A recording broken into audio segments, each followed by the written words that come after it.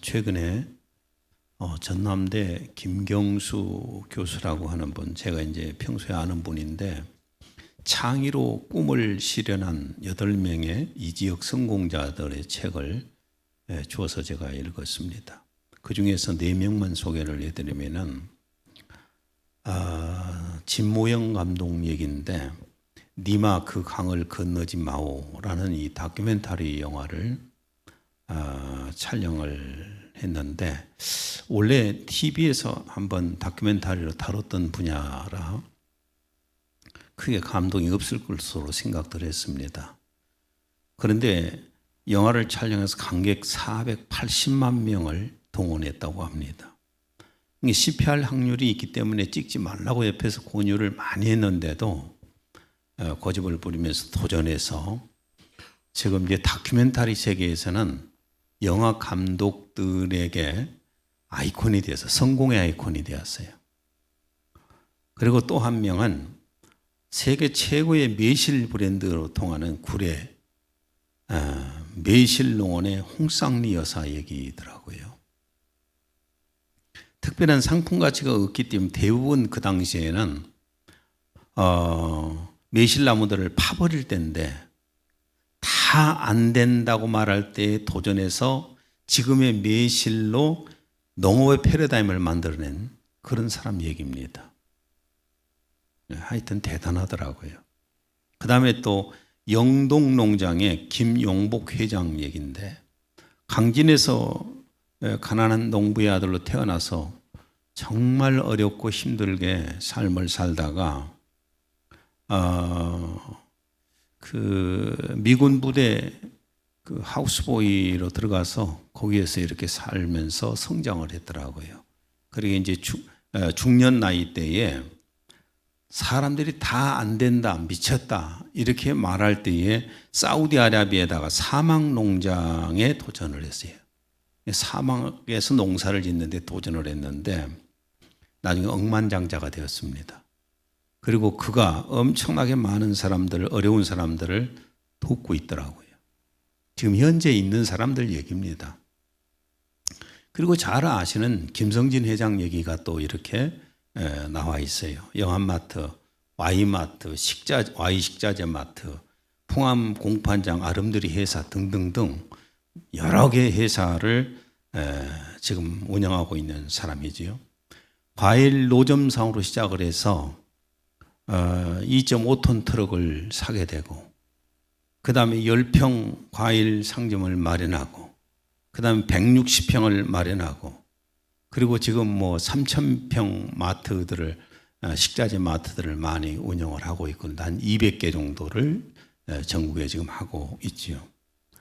어려서 굶주렸기 때문에 지금도 사회 구석구석에 구제활동을 참 많이 합니다. 뭐 어려운 사람들 돕는 데에는 전혀 부담 없이 돕는 모습을 옆에서 제가 많이 이렇게 보고 있는데 김성진 회장이 운영하는 회사들 속에는 일하는 사람만 해서도 2,000명이 넘습니다.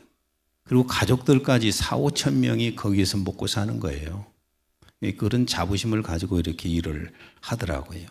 이런 사람들의 특징이 무엇인가? 이 김경수 교수가 써놓은 책 가운데서 이런 사람들의 특징이 무엇인가? 성공할 수밖에 없는 사람들의 특징이 무엇인가? 일반 사람들과는 생각이 다르다는 것이다. 일반 보통 사람들하고는 생각이 다르다는 것. 다른 사람들이 안 된다고 생각할 때 되는 쪽으로 생각하는 사람입니다. 다른 사람이 다 안 된다 할 때 되는 쪽으로 생각하는 사람이라는 거예요. 성공한 사람들은 대개 남들이 가지 않는 길을 선택합니다. 남들이 가는 길만 따라가는 사람은 사실은 큰 성공을 하기는 어렵겠죠. 남들이 가지 않는 길을 선택해서 간 사람들이고 물론 남들이 가지 않는 길은 불안한 길이다. 리스크가 따른다는 겁니다. 그래서 그 책에 보니까 성공한 사람들은 모험이 없는 곳에는 이익도 발전도 없다. 또 하나는 리스크가 없으면 돌아온 몫이 없고 크면 클수록 몫이 많다. 그냥 뭐 실패도 성공도 없이 그냥 그렇게 살기를 원한다면은 도전할 필요도 없는 것이고 남들 그냥 따라서 살면 그만인 것이죠. 그러나 어떤 일이든지 실패를 두려워하지 않고 성공을 위해서 도전하는 사람들은 성공의 길을 갑니다. 물론 그 중에 실패자도 있지요. 오늘 이 배경을 말씀을 제가 드리겠습니다. 이스라엘 백성들은 모세가 이집트에서 10가지의 이적을 통해서 그들을 구출해냈잖아요. 그들을 구원해내서 애굽의 노예 상태에서 구출해내서 많은 역경 속에서 그 광야의 역경 속에서 2년 동안을 그 역경을 거쳐서 이 가나안 땅, 하나님이 약속하신 이 가나안 땅 눈앞에 왔습니다. 건너편에 도착을 했어요. 그리고 거기다가 장막을 쳐놓고 이제 모세는 가나안 땅으로 들어가기 전에 그 부족들과 전쟁을 해야 되기 때문에 전쟁을 위해서 적을 알고 또 지형을 파악하기 위해서 정탐꾼들을 보내는데 정탐꾼 각 지파에서 한 명씩을 뽑아내갖고 12명을 보내게 됩니다. 그리고 40일 동안을 이 정탐꾼들이 다 둘러보고 와서 이제 정보를 입수하고 돌아와서 보고를 합니다. 그런데 그들이 와서 한 첫 번째 보고는 정말 반가운 보고였습니다. 13장 25절에서 27절. 각 지파 대표들은 40일 동안 가나안 땅을 탐색하고 돌아왔다. 그들은 파란 광야 가데스에 진을 치고 있던 모세와 아론과 온 공동체에게로 돌아와 가나안 땅에서 두루 돌아다니며 본 것을 이야기하였다. 또 따가지고 온 포도송이와 과일을 보이면서 모세에게 이렇게 보고하였다. 우리가 가나안 땅을 두루 살펴보았는데 정말 그 땅은 젖과 꿀이 흐르는 기름진 땅이었습니다. 여기 그곳에서 따온 과일이 있습니다. 거기에서 나온 과일이 얼마나 잘 풍성하게 열렸던지 포도송이 같은 경우는 한 송이가 두 사람이 메고 올 정도로 그렇게 줄렁줄렁 크게 열렸다고 했습니다. 그리고 다른 과일들도 많이 열렸기 때문에 그걸 가지고 왔어요. 그리고 가나안 땅은 젖과 꿀이 흐르는 기름진 땅이라고 고백을 합니다. 그런데 그 다음 보고가 이제 큰 타격을 주는데 사람들을 매우 두렵게 만듭니다. 13장 28절에서 29절. 그런데 그 땅에 사는 사람들은 무척 강해 보였습니다. 키는 장대 같고 거인족의 후손인 아낙 자손도 있었습니다. 그리고 그들의 성읍도 무척 견고해 보였습니다. 남부 지역에는 아말렉 사람, 또 산악 지역에는 헷 사람과 여부스 사람과 아모리 사람이 살며 가나안 사람은 바닷가와 요단 강가에 살고 있습니다. 그 중에 하나가 보고가 뭐냐면 이 가나안 땅에는 거인들이 삽니다. 거인들이 사는데 신장이 얼마나 크든지 어마어마하는데 골리앗 아시겠지요? 골리앗 키가 2m 70에서 한 3m 되는 사람입니다. 이런 사람들이 거기에는 살고 있더라는 이 말을 들었습니다. 얼마나 큰 충격이었겠어요. 그리고 두 번째는 그들의 성읍들이 너무너무 견고하더라. 우리 여리고성을 알잖아요. 여리고성이 얼마나 견고했던가. 이런 성들이 쉽게 말하면 이런 얘기입니다. 도저히 우리하고는 게임이 안 되겠더라. 키도 어마어마한 장신들이고 거인들이 있고 성들은 다 철옹성처럼 그냥 너무너무 공격하기 어려웠더라. 이런 보고를 한 겁니다. 이 보고를 듣고 사람들은 두려움에 웅성거리기 시작을 합니다. 그때 이 10명의 정탐꾼, 이게 갈렙과 여호수아를 제한 10명의 이 정탐꾼이 어떤 주장을 하느냐. 이제 주장을 하는 겁니다. 가나안 땅을 포기하자는 주장을 합니다. 가나안 땅을 포기하자. 13장 31절. 그와 함께 올라갔던 사람들은 이르되 우리는 능히 올라가서 그 백성을 치지 못하리라. 왜 포기하자는 거예요? 하나는 가나안 땅은 자기들보다 신장이 크고 거인들이 많이 있기 때문에 우리가 싸움에서 이길 수가 없다. 28절 31절 사이 한번 읽습니다. 그런데 그 땅에 사는 사람들은 무척 강해 보였습니다. 키는 장대 같고 거인족의 후손인 아낙 자손도 있었습니다. 그 땅에 사는 주민들은 우리보다도 훨씬 강합니다. 큰 사람들이라는 거예요. 또 하나는 가나안 성읍의 성벽들이 너무나 견고했다. 다시 한번 28절 읽습니다. 그리고 그들의 성읍도 무척 견고해 보였습니다. 지금 10명의 말이 틀린 말이 아닙니다. 지금 10명은 매우 이성적인 논리를 가지고 현실적인 주장을 하는 겁니다. 이 설교 준비하면서도 많이 생각을 했어요. 정말 공감이 된다. 이 10명은 매우 이성적인 논리를 가지고 좀 얘기를 하는 겁니다. 본대로. 거짓말한 건 아니죠. 정말 사람들이 큰 사람이 많았어요. 큰 사람들이 많았고 성읍도 견고했고, 그러니까 매우 이성적인 논리를 말하고 눈에 보이는 현실을 지금 얘기하고 있는 겁니다. 굉장히 지혜롭고 똑똑하고 이성적인 사람이에요. 이런 사람이 지금 주장을 합니다. 가나안 땅을 포기하자. 우리가 이길 수가 없더라. 그런데 거기에서 더 넘어섭니다. 이 현실적으로 보고 온 것 가운데에서 부정적인 생각이 들어오자마자 더 과장하기 시작합니다.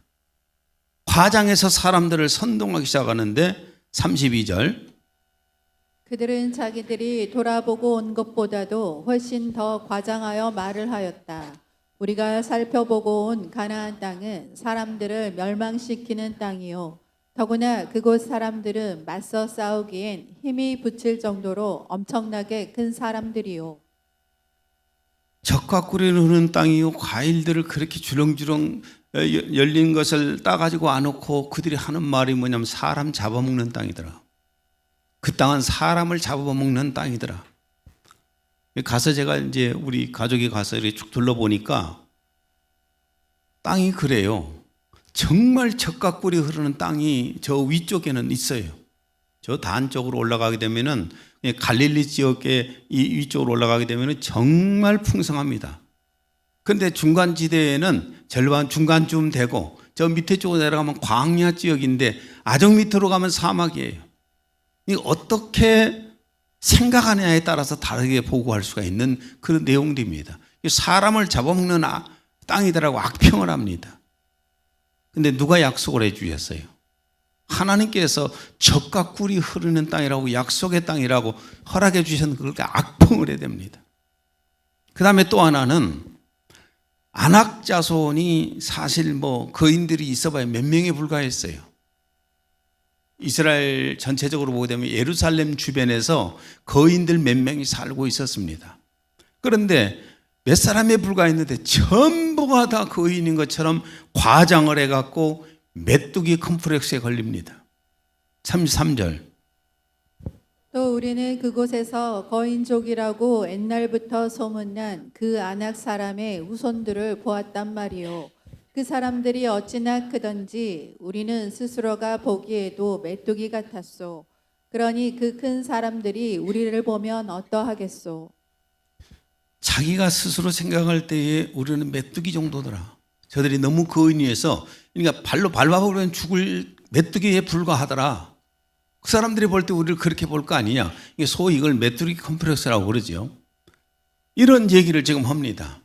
그럼 이 10명의 부정적인 주장은 과연 어떤 결과를 초래하게 되었을까?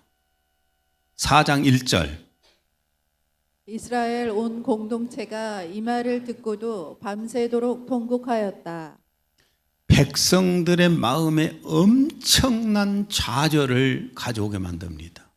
엄청난 좌절을 심어줬어요.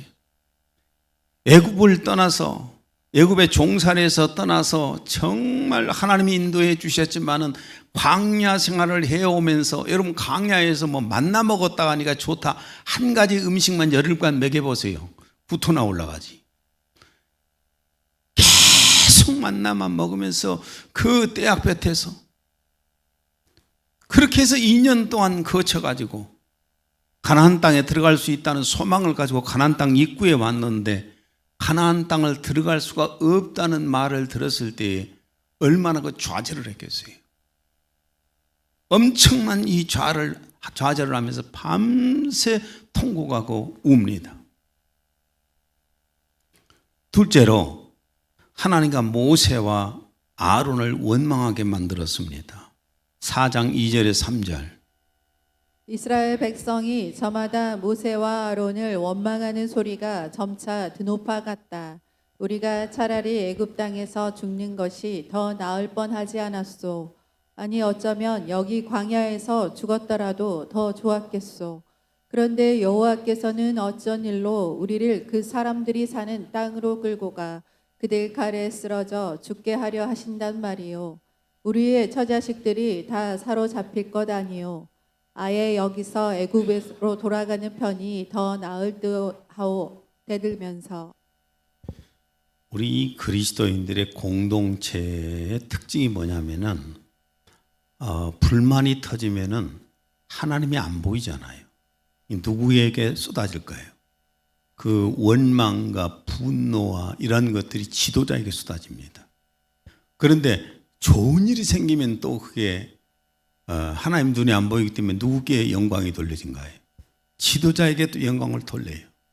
지도자에게 영광을 돌리는데 문제는 안 좋을 때에는 하나님 눈에 보이면 맞짱 뜰 때인데 하나님이 안 보이니까 지도자를 대항하고 쉽게 말해 하나님은 이것을 반역으로 봤던 겁니다. 이 10명의 부정적인 주장이 이런 결과를 초래했어요. 그 다음에는 하나님께서 세우신 지도자를 버리자. 기름 부어 세우신 지도자를 버리자. 그리고 자기들 마음에 드는 지도자를 뽑아 세워서 애굽으로 다시 돌아가자. 애굽으로 다시 돌아가자. 이런 주장을 하게 만들었습니다. 14장 4절. 자기들끼리 이렇게 떠들어댔다. 자, 그러들지 말고 우리가 지도자를 한 사람 뽑읍시다. 그래서 다 같이 애굽으로 돌아갑시다. 결국 하나님을 향한 신앙을 버리고 세상으로 돌아가자는 얘기잖아요. 그러니까 이 부정적인 코멘트가 얼마나 많은 사람들에게 안 좋은 영향을 끼쳤는가 우리는 이 장면에서도 볼 수 있지 않습니까? 결국 이 10명의 부정적인 주장은 백성들을 하나님을 배신한 불신자들로 만들어 버렸어요. 저장 9절. 적은 누룩이 온 덩이에 퍼지느니라. 적은 누룩이 온 덩이에 퍼지느니라. 이런 부정적인 주장은 긍정적인 주장보다 몇 배나 힘이 있습니다. 사람들은 긍정적인 주장보다 부정적인 주장에 훨씬 더 좋아합니다. 마가복음 8장 15절. 예수께서 경고하여 이르시되 삼가 바리새인들의 누룩과 헤롯의 누룩을 주의하라. 그들의 교훈을 누룩이라고 표현을 했습니다. 빨리 퍼지니까. 그러니까 우리가 살아가면서 늘 우리는 그렇습니다. 내가 하는 이 말이 과연 이 부정적인 말인가 긍정적인 말인가도 좀 생각해 볼 필요가 있어요. 내가 이 한 말로 인해서 다른 사람들에게 어떤 영향을 끼친가? 내 하는 말로 인해서 어떤 공동체에 큰 영향을 끼치고 있는가? 이거 한번 깊이 생각하면서 우리는 언어 생활을 해야 됩니다. 아무 생각 없이 말을 막 해대다 보면은 큰 타격을 옆에 사람에게 줄 수가 있는 거예요. 안 된다는 생각을 하게 되면은 과장을 해서라도 안 되는 이유를 찾습니다. 안 된다는 사람들은 그 가장을 해서라도 안 되는 이유를 찾아내요. 어떤 사람들 보게 되면은 이 안 된다는 이유를 말하는데 논문 만들 정도로 안 된다는 이유를 참 잘 들어서 만들어냅니다. 조목조목 이래서 안 된다, 저래서 안 된다. 이렇게 주장을 막 하는 사람들이 있어요. 어떤 사람들도 보면은 어떤 사업을 하더라도 그러잖아요. 돈이 부족하다. 돈이 없어서 못한다. 또한 무슨 상황이 안 좋다. 능력이 부족하다. 때가 아니다. 그렇게 계속해서 안 된다고 주장을 해야 됩니다. 안 된다는 부정적인 이 코멘트가 결국 어떤 결과를 가져오는가? 현재 우리의 힘과 능력으로 그것을 하는 것이 불가능합니다. 그리고 꼭 성공하는 보장도 없습니다. 포기합시다. 돌아갑시다. 결론이 이렇게 나는 거예요. 그러니까 우리의 삶에 부정적이고 긍정적인 것이 얼마나 큰 역할을 하는가 깊이 생각을 해봐야 됩니다. 그러면은 돌아가자 다시. 그러면 자, 그 어렵게 출애굽에서 왔습니다. 홍해바다를 건너고 왔습니다. 불뱀이 우글거리고 마실 물도 제대로 없는 광야를 통과해서 왔습니다. 그런데 이 가나안 지구까지 온 목적이 뭡니까? 근데 왜 돌아가자는 거예요? 그러니까 10명은 하나님의 약속이고 뭐고 포기하자는 겁니다. 우리가 보니까 우리 눈으로 봤더니 우리 힘으로 못 이기겠더라. 내 힘으로 못 이기겠더라고 말이에요. 과학적으로, 산술적으로, 군사적으로 볼 때 이 10명의 말은 굉장히 이성적입니다. 자, 그럼 묻습니다. 이스라엘 백성들이 애굽에서 탈출해 나온 것이 이성적으로 가능했습니까? 자기들 능력으로 가능했습니까? 홍해를 건너는 것이 자기들 이성으로 가능했고 자기들 능력으로 가능했습니까? 광야를 오는데 그들이 먹을 거 농사도 안 하고 먹을 걸 먹으면서 마실 물을 마시면서 2년 동안 온 것이 그들의 능력이었습니까? 이게 이성적으로 이해가 되는 말입니까? 가나안 땅을 들어가라. 주님이 말씀하신 것은 인간의 이성의 논리에 맞고 그들의 능력이 되고 그래서 하라는 게 아니잖아요. 그 배후에는 무슨 말씀이 있어요? 내가 돕겠다는 말씀이잖아요. 이 10명의 부정적인 선동의 결과는 어떤 결과를 가져왔을까? 14장 36절에 37절. 모세가 그 땅의 형편이 어떠한지 살펴보라고 보냈던 자들 중에서 돌아와서 그 땅의 실제 형편보다 훨씬 좋지 않게 말하며 백성들을 선동하여 모세를 괴롭혔던 자들은 여호와께서 내리신 재앙으로 모조리 죽었다. 예, 그 자리에 다 죽였어요. 하나님께서 재앙으로 그들을 다 죽였습니다. 온 백성들의 마음에 하나님을 믿지 않는 불신을 심어줬기 때문에 그 자리에서 죽였습니다. 그리고 둘째는 10명의 이성적인 불신앙의 선동을 받아들인 이 백성들은 어떻게 되었을까? 14장 32절에 33절. 너희의 시체는 이 광야에 엎드려질 것이요 너희의 자녀들은 너희 반역한 죄를 지고 너희의 시체가 광야에서 소멸되기까지 40년을 광야에서 방황하는 자가 되리라. 20세 이상의 남자들은 38년간 광야 생활을 다시 하면서 다 죽었어요. 그리고 40년 후에 38년 후에 그 후손들이 20세 남자들의 후손들이 가나안 땅을 드디어 들어가게 됩니다. 가나안은 들어간다고 약속을 받고 왔는데 가나안 땅 못 들어가고 광야에 죽었어요. 그 자녀들은 또한 38년 동안을 그 조상들 때문에 그 엄청난 고통을 받았고요. 자, 10명의 이 10명의 부정적인 보고와 가장된 선동의 동기는 무엇일까? 이게 오늘 중요한 부분이에요. 이들이 이런 부정적인 보고를 하고 과장된 선동을 해서 돌아가자, 애굽으로 돌아가자 이렇게 한 그 동기가 무엇인가? 한마디로 얘기하면은 불신앙에서 시작된 겁니다. 불신앙이에요. 하나님의 약속을 믿지 못해서예요. 하나님이 해주신 약속과 현실이 너무 다르다는 겁니다. 하나님이 말씀하시는 것과 지금 이성적으로 논리에 안 맞다는 겁니다. 과학적으로 안 맞고 산술적으로 안 맞아요. 상식적으로 안 맞아요. 이게 불신앙에서 오는 거예요. 하나님께서 가나안 땅을 주신다는 약속은 그 조상 아브라함 때부터 약속하셨잖아요. 창세기 12장 1절에서 2절. 여호와께서 아브라함에게 이르시되 너는 너의 고향과 친척과 아버지의 집을 떠나 내가 내게 보여줄 땅으로 가라. 내가 너로 큰 민족을 이루고 내게 복을 주어 내 이름을 장대하게 하리니 너는 복이 될지라. 예, 또 하나님께서는 광야에서 모세와 백성들에게 약속을 해 주십니다. 출애굽기 33장 1절에 3절. 여호와께서 모세에게 이르시되 너는 내가 애굽 땅에서 인도하여 낸 백성과 함께 여기를 떠나서 내가 아브라함과 이삭과 야곱에게 맹세하여 내 자손에게 주기로 한 그 땅으로 올라가라. 내가 사제를 너보다 앞서 보내어 가나안 사람과 아모리 사람과 헷 사람과 브리스 사람과 히위 사람과 여부스 사람을 쫓아내고 너희를 젖과 꿀이 흐르는 땅에 이르게 하려니와.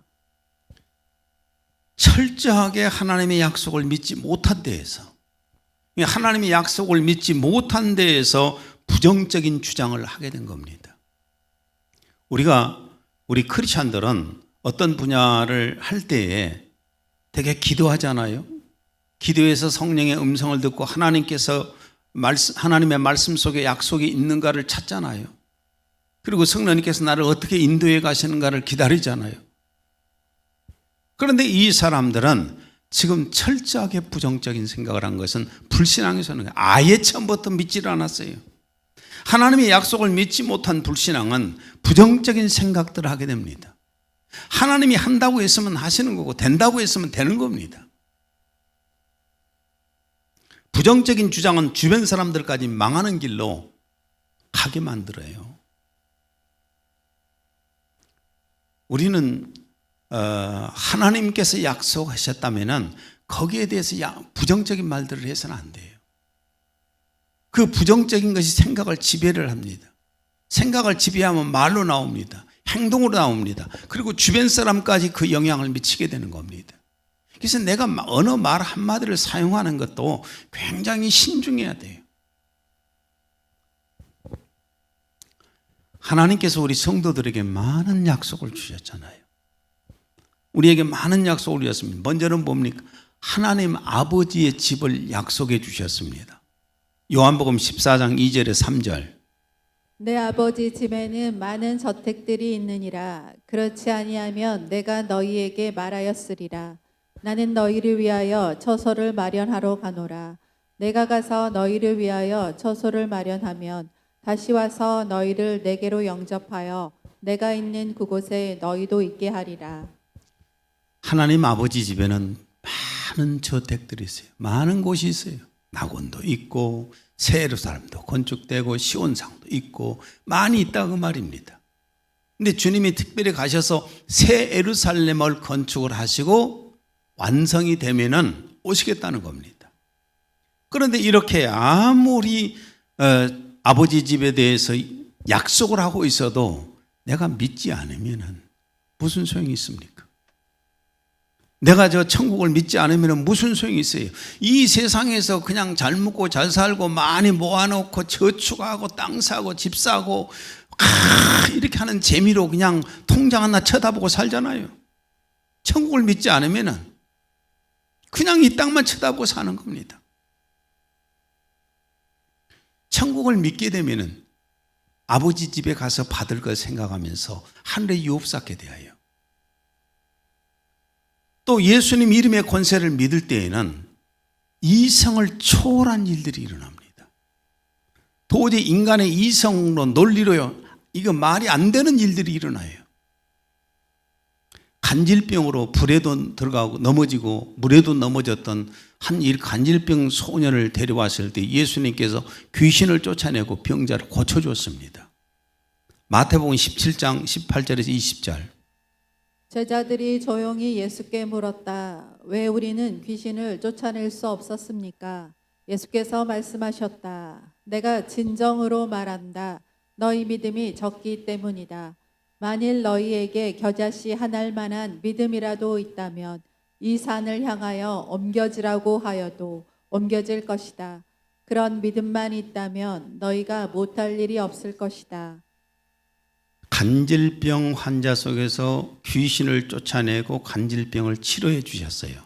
그때 제자들이 예수님에게 우리는 왜 못했습니까? 그때 주님이 뭐라고 말씀하셔요? 너희 믿음이 적기 때문이다. 한마디로 정리를 딱 해주시잖아요. 믿음이 적기 때문이다. 여러분, 사람은 믿음만큼 하는 겁니다. 하나님을 믿는 만큼, 하나님의 약속을 믿는 만큼, 주님을 믿는 만큼, 오늘 성령님께서 나와 지금 함께 하신다는 사실을 믿는 만큼 사람은 신앙생활을 하는 거예요. 예수님 이름의 권세를 믿지 못하면은 그 예수님 이름이 무슨 소용이 있습니까? 종이호랑이지. 아무 소용이 없어요. 아무 능력이 없어요. 주님이 주신 약속을 내가 믿을 때 놀라운 능력이 나타나는 겁니다. 또 자신의 힘으로 할 수 없는 일 앞에서 하나님의 도우심을 우리는 구할 수가 있잖아요. 마가복음 11장 24절. 내가 너희에게 말하노니 무엇이든지 기도하고 구하는 것은 받은 줄로 믿으라. 그리하면 너희에게 그대로 되리라.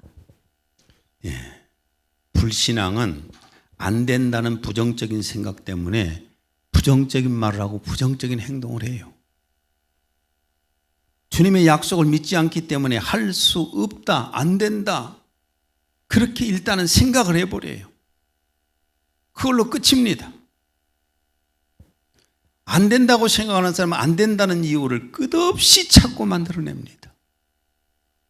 여러분, 우리가 살아가면서 보세요.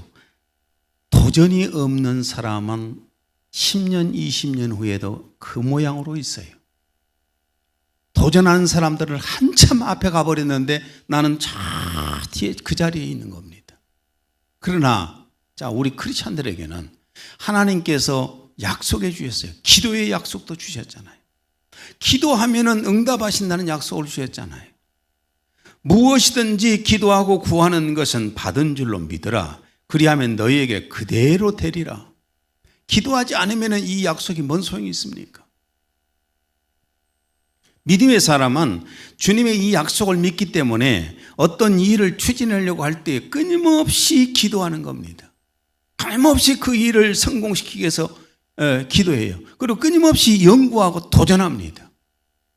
예를 들어서 무등산을 저 꼭대기까지 올라가려고 처음부터 계획한 사람은 여러 가지 계획을 준비하잖아요. 먹을 물도 마실 물도 준비하고 뭐 여러 가지 등산 장비도 준비하고 처음부터 못 올라간다고 생각한 사람은 어떡할까요?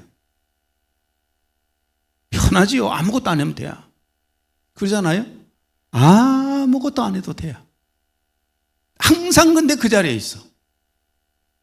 근데 올라가려고 하는 사람은 끊임없이 준비합니다. 근육도 만들어야 되고 등산 장비도 만들어야 되겠고 물도 준비해야 되겠고 여러 가지 준비해서 올라가는 거예요. 주님의 약속을 믿고 도전하는 사람들은 언제, 어떻게, 어떤 방법으로 하면 성공할 수 있을까? 끊임없이 연구합니다. 기도하고 연구하고 기도할 때 아이디어가 참 많이 오잖아요. 끊임없이 내가 기도하는 가운데 아이디어가 옵니다. 나는 이 건물 건축할 때에 우리 처음 시작이요. 바닥이 공사를 시작하는 바닥을 한 2m 가까이가 올라와 버렸어요. 거기서 이 설계한 대로 된 것이 아니라 시공이 한 2m 위에서부터 시작된 돋아가지고 그래가지고 막상 여기까지 올라오니까 도면대로 안 돼버렸어. 그때야 막 충격도 받았고 난리 났죠. 원래가 저 위에 1층 있잖아요. 1층 카페가 도로하고 같아야 돼요. 그래서 자동차가 테라스 앞에로 들어오게끔 돼 있었어요. 들어오게끔 되었는데 하다가 보니까 이게 고가 너무 차이가 나고 한 2m가 높아져 버렸어. 그래가지고 막 소장도 놀래고 건축사도 놀래고 이게 뭔 일이냐 하고 나중에 보니까 바닥을 2m 높여버렸던 거예요. 그걸 몰랐던 거예요. 다 실수죠. 그러면 이제 올라온 길이 있어야 하는데 도면상에 길이 없어. 테라스에 올라오는 길이 있어야 되는데 카페에 올라오는 길이 있어야 하는데 길이 없다니까요. 그러다 보니 길을 만들려고 보니까 턱걸이에서 올라와야 돼요. 기가 막힌 일이에요. 그래서 내가 모든 공사 중단시켜 놓고 그날 밤에 기도했어요. 하나님 앞에 기도하는데 하나님께서 확 주시는 아이디어가 뭔 줄 아십니까? 여기 위에 있는 화장실 위쪽 있잖아요. 화장실은 고가 낮아도 되니까 거기를 빔들을 잘라버리라. 그리고 다 통째로 날려버렸죠. 거기 통째로 날려가지고 그 빈 공사한 신분이 저기 계시잖아요. 통째로 날려버렸어. 그리고 나니까 거의 고가 지금 저렇게 해서 넓게 올라오게 만들어지는 거예요. 기도할 때 하나님이 아이디어 주셔요. 지혜를 주시는 겁니다. 그래서 어떤 문제를 도전을 할 때에 끊임없이 기도하는 거예요. 기도하면 하나님께 또 지혜를 주시고 또 기도하면 지혜를 주시고 그래서 그 일들을 이뤄가는 겁니다. 마태복음 7장 8절 구하는 이마다 받을 것이요 찾는 이는 찾아낼 것이요 두드리는 이에게는 열릴 것이니라. 구하는 이마다 받을 것이요 찾는 이는 찾아낼 것이요 나는 안에 열릴 것이니라. 어떤 일들을 아예 처음부터 아이고 나는 안에 다 끊어버리지 마시고 내가 이 일을 해야 된다고 판단이 될 때에는 부정적인 생각을 갖지 말고 하나님의 약속을 찾으세요. 그래서 그 약속을 찾아냈으면 그 약속을 붙잡고 하나님 앞에 끊임없이 기도하세요. 지혜가 올 때까지 기도하세요. 그리고 성공을 이룰 때까지 도전하세요. 그래서 결국은 내가 지금 하고자 하는 일들을 하나님의 도우심으로 해야 되잖아요. 여러분 천국 약속이 있으면 뭐 합니까? 안 믿으면 소용없는 거지요. 예수님 이름에 권세를 주셨다고 한들 안 믿으면 그만이지요. 아무리 기도의 약속을 응답해 주신다고 했지만은 안 믿으면 그만이죠. 신앙은요 믿음만큼 되는 겁니다. 누가 뭐라고 그래도 믿음만큼 되는 거예요. 여러분 살아가면서 어떤 문제 앞에서 이성적으로 논리적으로 생각하고 경험적으로 생각하고 상황적으로 생각해서 이거 안 돼 라고 포기를 하셨습니까? 아니면은 이 일을 위해서 하나님 앞에 기도하면서 이 일을 추진하면서 성공을 이룬 쪽으로 해왔습니까? 한번 오늘 여러분의 생각을 깊이 생각해 보시고 부정적인 생각 때문에 모든 걸 못했다면은 지금이라도 도전하십시오. 그리고 나는 특별히 젊은 사람들은 도전 정신을 가져야 돼요. 평생 거기서 그렇게 살아가지 마시고 끊임없이 실패하더라도 도전해야 돼요. 내 인생의 철학이 그겁니다. 실패도 안 해본 인생은 뭔 재미로 사냐? 자빠질 때 자빠지기도 하고 실패할 때 실패도 해보고 그리고 가다 보면 언젠가 성공할 때도 있잖아요. 오늘 이 말씀이 여러분의 삶에 좋은 동기가 되었으면 좋겠습니다. 아버지 하나님, 오늘은 10명의 부정적인 그 불신과 부정적인 보고와 주장 때문에 얼마나 큰 영향을 미쳤는지를 봤습니다. 우리에게는 하나님께서 해주신 약속들이 많습니다. 그 약속을 믿고 살아가게 하옵소서. 아무리 하나님께서 약속을 해주셨어도 믿지 않으면 무슨 소용이 있겠습니까? 믿게 하여 주옵소서. 예수님 이름으로 기도했습니다. 아멘.